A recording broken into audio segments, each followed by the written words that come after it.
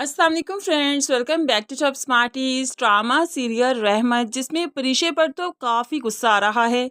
बारी के ऑफिस में कैसे पारसा बनी फिरती थी, हर वक्त दुपट्टा सर पर, और कितनी रिजर्व थी। लेकिन लोन तो इसने वहाँ पर भी भारी भरकम ले लिया और यहाँ पर भी आते ही लोन के लिए अप्लाई कर दिया। लोन को इसकी बहुत बड़ी अच्छी सी हॉबी लगती है। हालांकि बारी की बीवी बनते हुए इसे लोन की ज़रूरत नहीं थी, ना ही माँ अलग घर में शिफ्ट होना चाहती है। पता नहीं ये लड़की चाहती क्या है। जूबिया को तो बड़े बड़े भाषण देकर आई कि अपने मोबाइल का ख्याल रखना। रुमैसा आंटी बड़ी चालाक है, चोरी का इल्ज़ाम लगाने के बाद तुम्हारे करैक्टर पर इल्ज़ाम लगा सकती हैं, तुम्हारी किरदार कशी कर सकती हैं। अब ये बड़े बड़े भाषण बहन को तो दे आई, अपने लिए क्या है, इसे खुद समझ क्यों नहीं आ रही।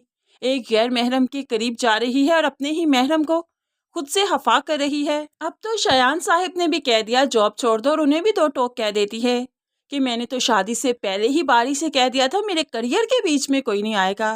दफा मुंह तुम्हारे करियर का, ऐसे करियर से अच्छा बंदा ऐसे ही बैठ जाए।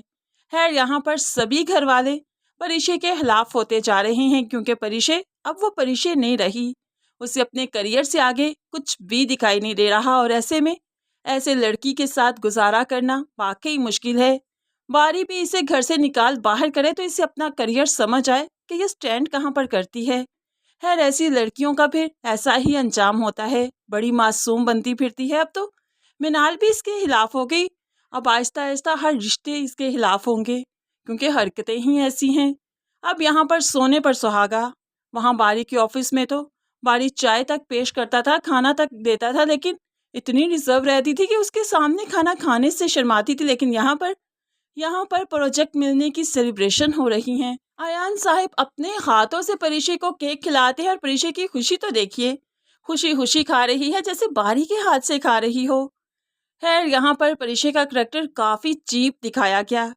अनाया एन इसी वक्त आ जाती है, जो कि अयान और अनाया का प्लान था, जो कि बारी को लेकर यहाँ पर आए। बस बारी ने अपनी आंखों से सब देख लिया। अब हम तो यही चाहते हैं, हाथ पकड़े और इसे इसके माँ के घर छोड़कर आए, जहाँ पर इसे समझ आए कि पहले एक बहन इस तरह का इल्ज़ाम लेकर बैठी है, और अब ये आ गई रुमैसा के सामने। जब इस तरह से जलील होगी, शायद तभी इसे एहसास होगा कि ये क्या करती फिर रही है। अलीज़े बेचारी तो बेमौत मारी जा रही है। उसकी तो नंद ऐसी है, लेकिन इसे तो कोई ऐसा ससुराली नहीं मिला कि ये इस तरह से जलील होकर यहाँ आती। खैर, यहाँ पर आए तो समझ आए कि क्या ही इसने किया। अभी तो शायद इसे समझ नहीं आ रही, उन लोगों को पागल बेवकूफ़ बना रही है। लेकिन अब हम चाहते हैं कि परिशे भी अपने अंजाम तक पहुँचे, उसे भी समझ आए कि वाकई वो गलत कर रही है, वरना बारी को तो बेवकूफ़ बनाती जा रही है। इतना भी क्या तुम्हारा करियर कि जो तुम्हारी शादी से भरकर हो गया, ऐसे करियर को हक में डालना है क्या।